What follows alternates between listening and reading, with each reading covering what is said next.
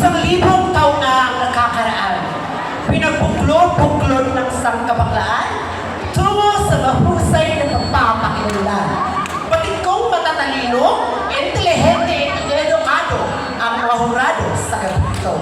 Kaya sa mga ilang kandidata, ibigay ho natin ang 100% ng respeto sa ating pagpapakilala. Sapagkat 50% manonood sa gabi nito ay bawang kabataan. Sa layo pa ho ng aking pinanggalingan, maraming pagsubok ang aking dinanas. Narito po ako sa inyong harapan, hindi mo po ako tiyain, laitin ang inyong pong pagtawanan. Dahil sa gabi nito, magiging bahagi po ako ng kasaysayan dito sa barangay ninyong nasasakupan. What a glamorous and spectacular evening to each and everybody. Hello, hi, mabuhay. Ang ladies in front of you ay ang minsan na pong napanood sa ABS-CBN.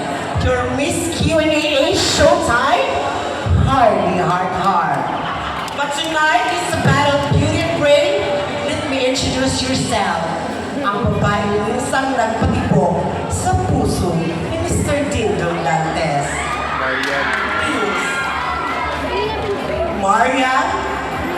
Opo. Tama kayo. Miss Maria Defensor Santiago. At bago ko po isanin ang apat na sulong na itablado ito, ako po ay mag-iiwan ng katotohanan at kasabihan.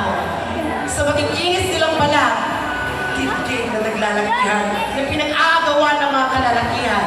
Sa gabi ito,